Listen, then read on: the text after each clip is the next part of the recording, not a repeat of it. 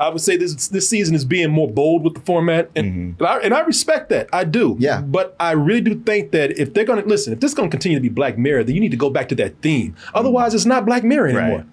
You know, otherwise it's just another horror anthology show or Amazing Tales or something like that. You take it away from what made Black Mirror so special. And, you know, again, not to say that these episodes are bad, but you're becoming something different and missing the point. And that was the beauty of Black Mirror. That's why I loved it, man.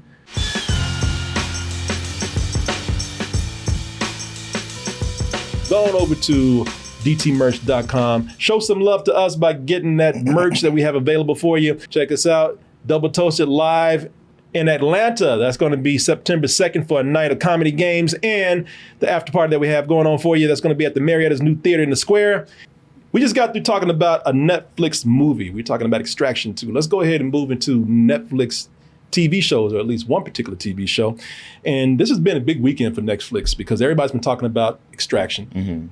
And everybody's talking about the new season of Black Mirror. Black Mirror, as you know, is a hugely popular series for Netflix. It's on season 6 right now. It centers on tech that either we have at the moment or things that have been foreseen, you know, things that seem like they'll be plausible down the line, maybe in the future, along with some stuff where they, hey, you know, maybe how would this technology work at another time, you know, maybe in the 60s or something like that. But it's always in the most negative way possible. It really is. This show is designed to do nothing but give you technophobia. Yes, it is. No, it's supposed to show you the dark side of tech. And along the way, as I said, they've had some ups and downs, as you would with any anthology series. You know, you're going to have your favorites. A lot of people are going to agree that one episode works better than the other. But some things that happen with the show, they say, you know, there have been enough episodes to make this particular season better than this season that happened over here. So how does season 6 work out? Season 6 gives us 5 episodes, and being an anthology series, they're all of different tones, anywhere from AI producing entertainment to I will say this, to something that they really haven't done before, which brings up a question for me.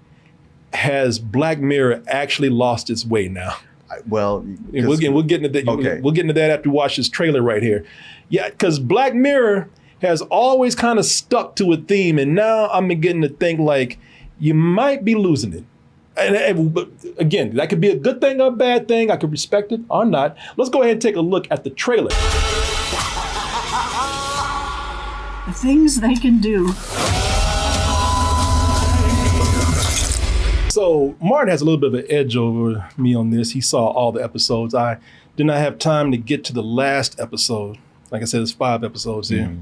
And let me just go ahead and jump into this. And Martin, I'm sure you jump in a little bit with some things you have to say. But with this, as with any anthology series, as with Black Mirror itself, I have enjoyed the variety. I enjoyed the variety here. But this season feels like they're either trying new things with, for me, mixed results, or they're running out of ideas that fit the theme. You know, Black Mirror was, I've always described it, along with a lot of other people, the tech version of the Twilight Zone. You know, strange tales based on uncomfortably recognizable technology. And the reason why I say that it's either run out of ideas or lost its focus is because this season they've gone into the supernatural. As a matter of fact, of the 5 movies, only 2 of them deal with technology. Yeah, that is true. So, you know, and some of the others are thrillers. Some of the others are just sci-fi tales. But man, one of them is just straight up creep show, Tales from the Crypt. Yeah. You know, and you know, where before if you saw a Black Mirror episode, you knew it was a Black Mirror episode. You know, it wasn't mixed in with anything else. So they've gone kind of supernatural horror with this, and it's not like tech horror. It's just straight up, like some of it is old school classic horror. Yeah. Like I said, some of this is straight up creep show, man. And you know, they have good qualities, all of them. I could say good things about all of them. Yeah, I liked all of them, you know, to different degrees. Yeah, I would have to say that. So just looking at these, you know, I can praise all of them for certain things, except, you know, for again, me saying, does this really fit as a classic or traditional Black Mirror episode? And with these, you always have your favorite. And I think my favorite out of all of them is the first episode, which is Joan is Awful. Now, I can't really say a lot of details because Netflix has asked critics to not go into detail about things so you don't spoil anything. Yeah.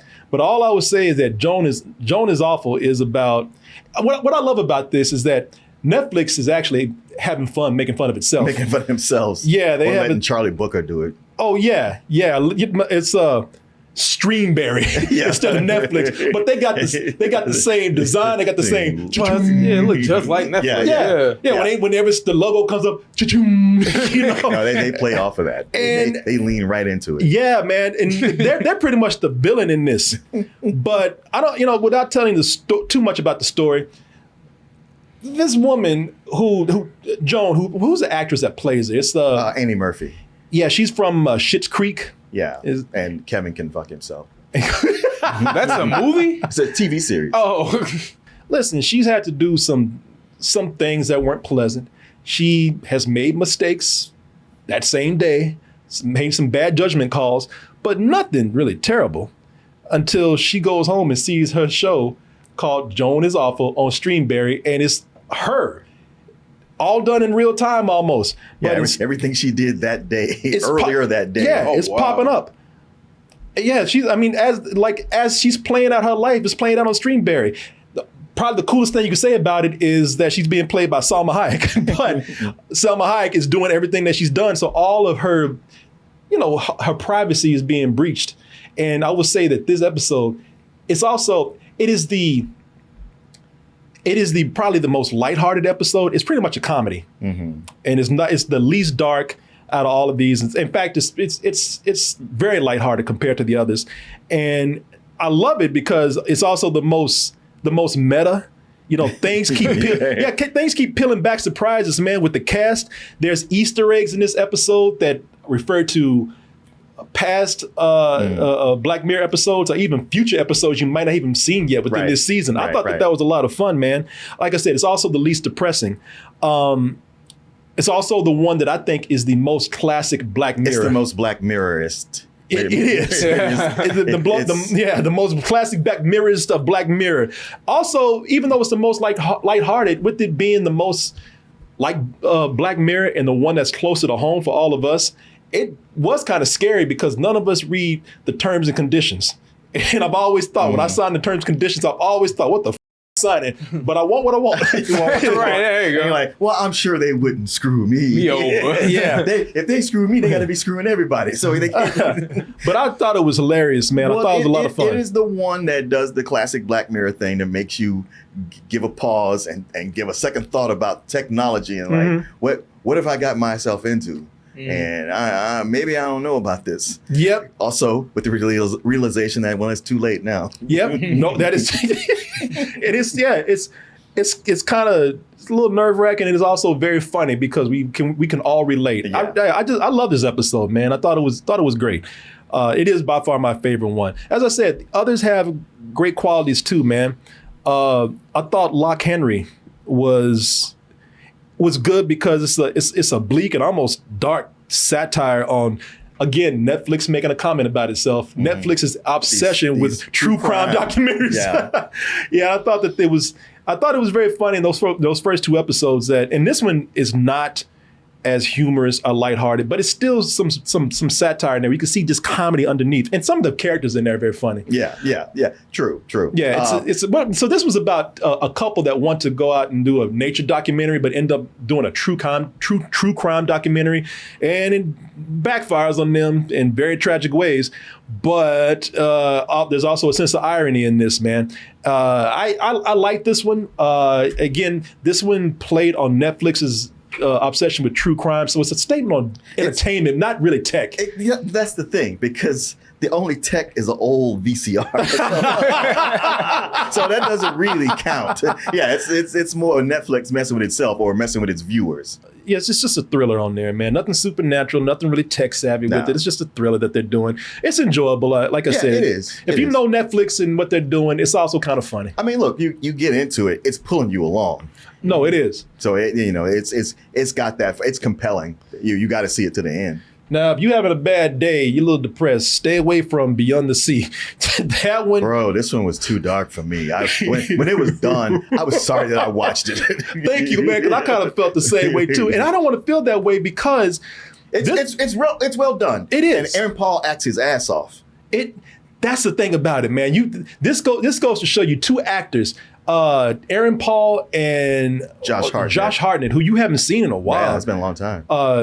Man, you really don't know how great how great actors these guys are, especially Josh Hartnett. You're like, you goddamn right. What you say? Josh Hartnett, now that he's more mature, has become a very good actor, man. And that's what I would say about this episode, man. I'm with you, Martin. That was a little too dark for me. I was like, God damn, what's wrong with you, man? Yeah. You ain't got to go that far with it. And now what? But it's great performances by the leads, Josh Hartnett and Aaron Paul. And I like that it's taking place in the 60s, man. And it's showing you what an alternate reality could be like with certain tech. But it still plays more like a cool sci-fi drama thriller than it does a classic Black Mirror episode. Yes, not so much a classic Black Mirror episode, but it does involve tech. And it is a dark side of the whole thing. So, it does question. Here's a very common theme with Black Mirror. It questions what is consciousness and what are the dangers of passing consciousness on to other avatars. So it's this one does make you think and question tech. Yeah, but it doesn't play out that like a Black Mirror episode. So this is the one that I was questioning. Mazey Day. This is the Creep Show Tales from the Crypt episode. And it's a good horror standalone. It's just not Black Mirror. It's not Black Mirror, but I love this episode. And did you? And the twist when it came up, I was like, how did I not see that? Yeah, well, you know why you didn't see it? Because they don't do that on Black Mirror. Yeah, I guess so. That's true. That's true. It was one of those like, oh, they're doing this. If I didn't like this as a Black Mirror episode, but I did like it as a standalone. Yeah. And it's hard for me to separate it from the series. But if I did that, it feels out of place. But on its own, it's not that deep of a story. If anything, is commenting on paparazzi. Yeah, paparazzi. Again, entertainment. But it had some really cool shots near the end of the movie. Yeah. Oh yeah. So it was like some oh shit, like behind you.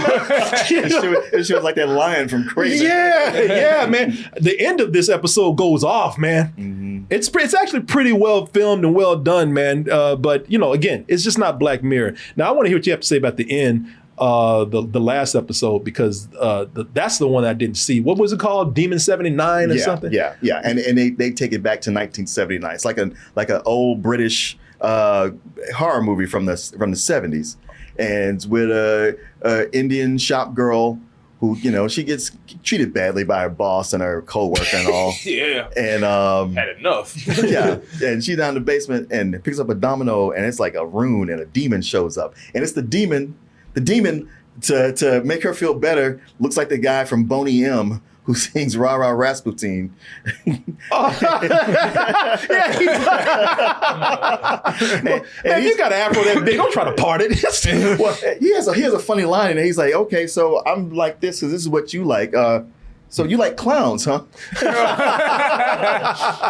But he's telling her, he's like, listen, I'm a demon, I'm new, but the thing is, the apocalypse is coming. Only you can stop this, but you got to kill 3 people in the next 3 days before midnight. Oh, shit, okay. It sound like, what's that movie that came out a while back?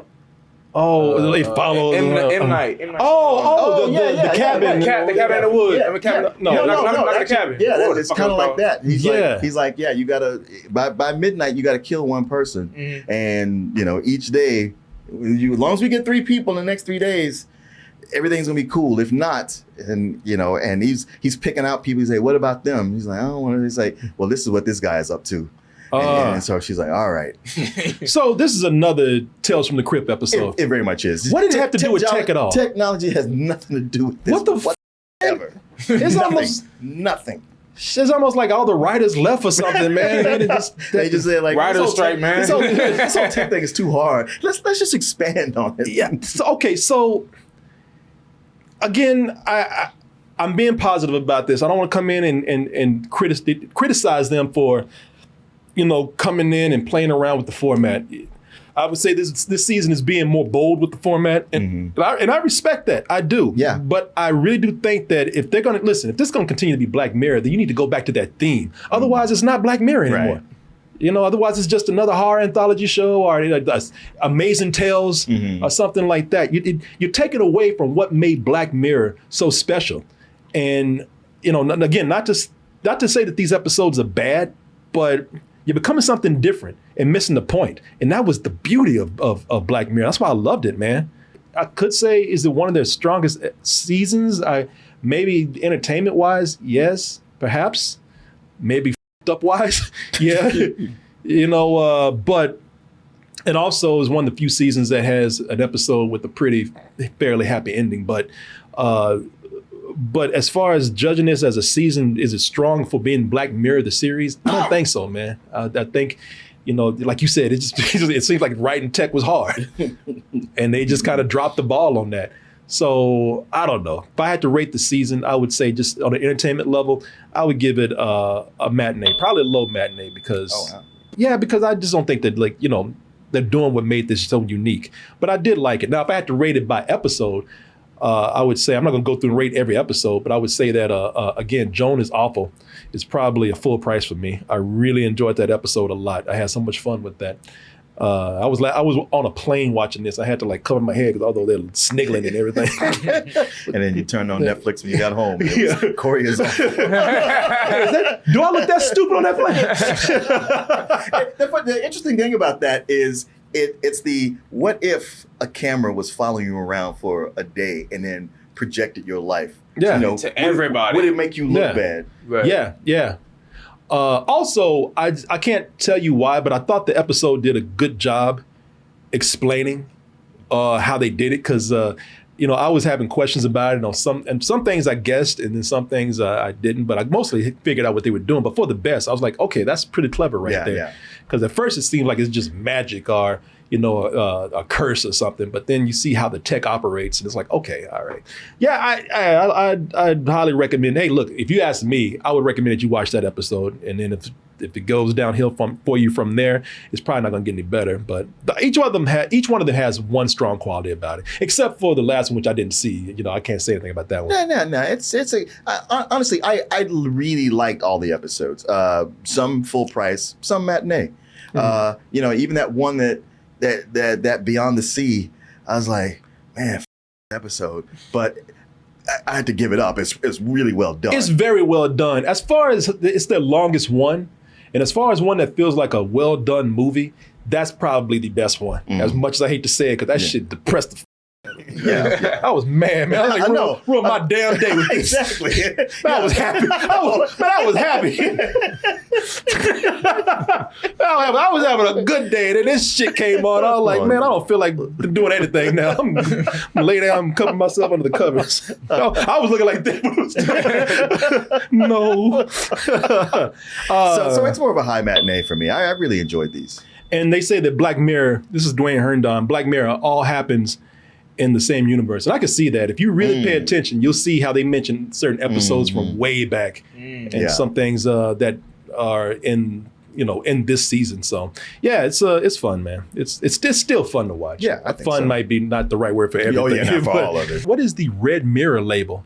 They said, by the way, Corey, Demon 79 is under the Red Mirror label. Yeah, they do that in there. I made it feel like maybe they're going to do some other ones in that same time period or universe. Okay, so is Red Mirror like the hard branch of Black Mirror? Which, well, okay, it would make sense. That would make sense if they did that. I would actually love that if Black Mirror spun off into a horror anthology. Yeah. Now, that would be pretty cool.